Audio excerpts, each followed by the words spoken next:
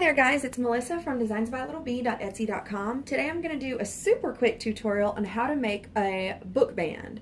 You may have seen them called book bands, planner bands. I think over the course of my digitizing career, I've labeled them several different things, and I'm sorry about that. It's just when you're making so many things, sometimes you start thinking about other stuff. It's like a bookmark, but it's actually kind of like a headband. See, this is my heart light bulb.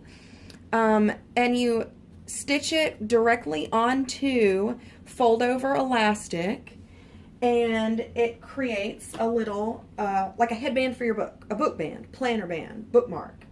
So first you're going to need your usual materials for in the hoop projects like vinyl and fabric if there's an applique portion. Today I'm going to be doing an owl book band. It's a little owl. It's my owl square animal or squarimal that I'm about to release this weekend. It is February 10th right now, and I'm releasing this tomorrow. So I cut out a section of this fold over elastic. I do sell this print in my shop right now at designsbylittlebee.etsy.com. As of right now, I still have this one. It's kind of like a hearts and stripes, really cute. Now, a good measurement for elastic for a book band is approximately 16 to 18 inches if you're going to do a planner. Like a, look, I promised myself I'm not getting on camera because I just got home from the gym and I didn't shower or anything. Here is, like, if you have a planner, so it's 8.5 by 11 paper in there, 16 to 18 inches is great. If you're dubious about, or not dubious, if you're questioning what size you need, you can always just grab the book that you're using or the planner or the paper or whatever and just stretch it to where it almost touches. I hope you can see that. You see where it, you know, it's a few inches off because you want it some stretch. You want it to be kind of tight. So, but if you're doing 8.5 by 11 inches, 16 to 18 inches is good. I think I cut this one at 17 and it's perfect. So, moving back to the design, get the design all loaded up into your machine and stitch the first step, which I've already done in the interest of time, and that is the placement for your elastic, okay? Then what you're going to do is you're going to take your elastic. If it has a print, make sure that you're putting the print, like mine has little hearts, so I want to make sure the hearts are going up because I have my owl facing this way.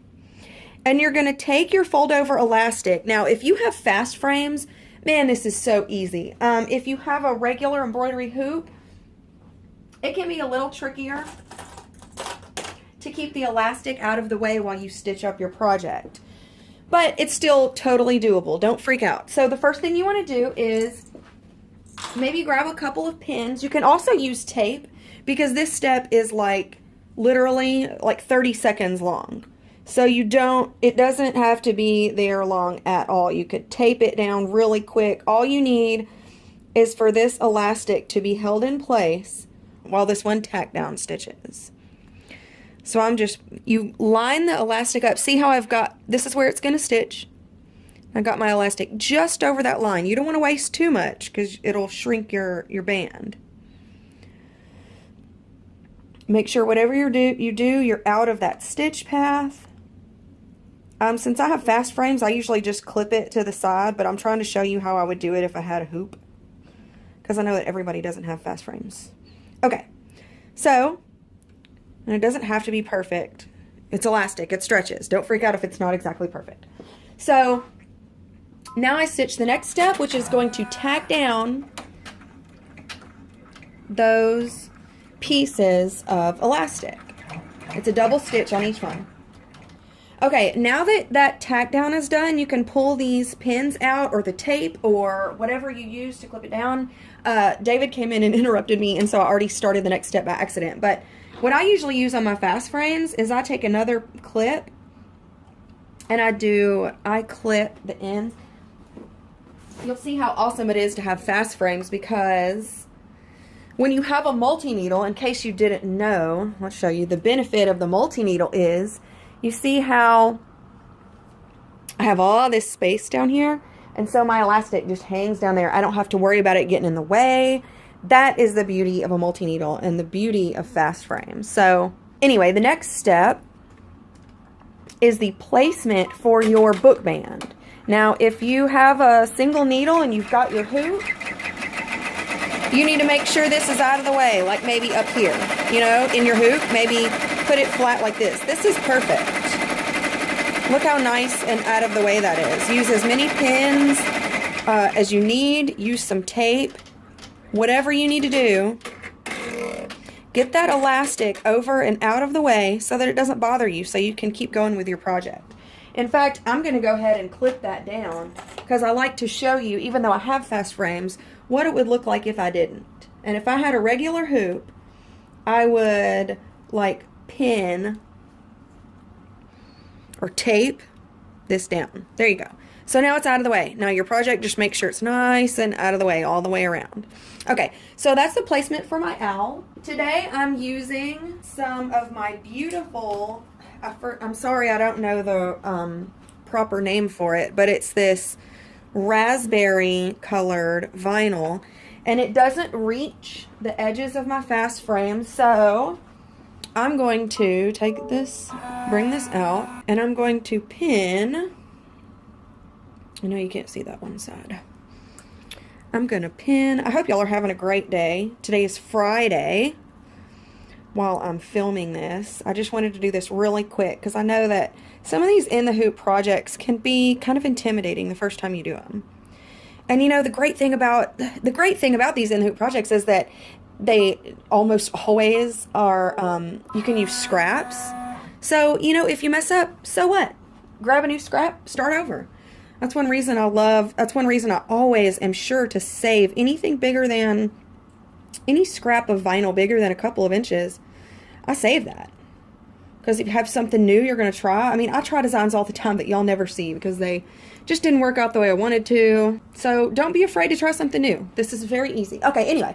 Now I've got my, my fabric for my owl.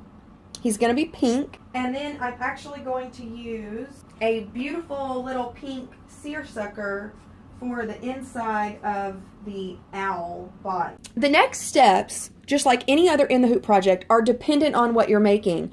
If you're making an emoji face, it'll be, you know, the eyes and mouth. If you're doing the heart light bulb, it'll be the little, the filament and the white reflection and the bulb and then the outside. So just like any other in the hoop project, the next steps are just dependent on what you're stitching. And for the owl, that means that first it is the placement for, if you'll look, let me show you up here. See? For my owl, it's going to be an applique piece for his face. So his face and then his wings and his eyes and his beak. I'm going to go ahead and run all of those, always keeping your elastic out of the way while you do the inside portion. So I'm going to go ahead and do the inside of my owl, his little face and his eyes and beak and wings, and then I'm going to come right back and show you how to finish up. Alrighty, here I am. I'm done with that part. All the inner details are complete, which is, you know, face or a bow or whatever's on the inside of your project. Now we're going to do just like many other in the hoop projects. We're going to have to put something on the back because you want to cover up all this yucky right here. I've got this plain vinyl, nondescript black vinyl I got in Remnant's bin at Joann. You're going to cover all of the ugly stitches on the back with your vinyl, and you can adhesive spray it on.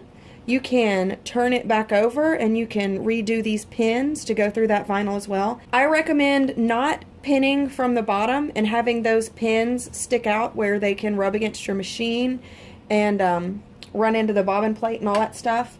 I highly recommend just repinning the top or using an adhesive spray. So the way I do it is I either pin it, or if I'm using my fast frames and it's big enough, then I'll go ahead and re-clip. And I'll clip. In fact, I see it right here. I can clip. Your final step, which I call finishing bean stitch, and this will do the outline of the owl, or the outline of whatever shape you're doing. This is the last step, and it's to, oops, sorry. The purpose is just to cover the ugly stitches on the back. It's just a nice finishing professional stitch. When that finishing stitch is done, you're finished. You can unclip, unhoop, un everything. So unhoop, and I will be right back. Alrighty, we're almost done, and this is really the most challenging part of your project, in my opinion. When you are cutting your book band, you must be very careful not to cut the elastic. If you start just woohoo, cutting away like a crazy person, you're going to cut through your elastic. Your book band will be ruined, or runt, as my grandma would say. So here's how I do it. I pull the elastic back, and this one's pretty hard because there's a dip in the owl's head right there, so you have to be very careful. I pull my elastic back and I cut very carefully, checking front and back often. It's weird doing it on camera. I'm not usually this awkward when I'm cutting. So now I'm just going to do a little cosmetic trim, because that looks a little bit like my 5-year-old trimmed that one. So now you can see that. Now I'm going to do the same to the bottom. I'm going to pull my elastic far, far away, and I'm going to check as I trim that bottom. Front and back. I do like this. I look, I look, I look, I look. Okay. Making sure. And yes, it's worth it in the long run. Okay. So, now I'm done with the front and the back of the front. Now it's a little easier to pull the elastic away and trim the back portion. That's the stabilizer and your backing fabric. There we go. And again, this is how I do it. If you have a better way to do this, knock yourself out. I'm not the embroidery police. I'm not going to come issue you a citation for not cutting the right way. Okay, so that's how I do it to make sure I don't mess around with my elastic. Okay? Now, my sides are free. I mean, now you can cut those just like anything else. You can cut these like a felty. Look. Bam. Bam. I like to get the top and the bottom out of the way so I don't worry about it.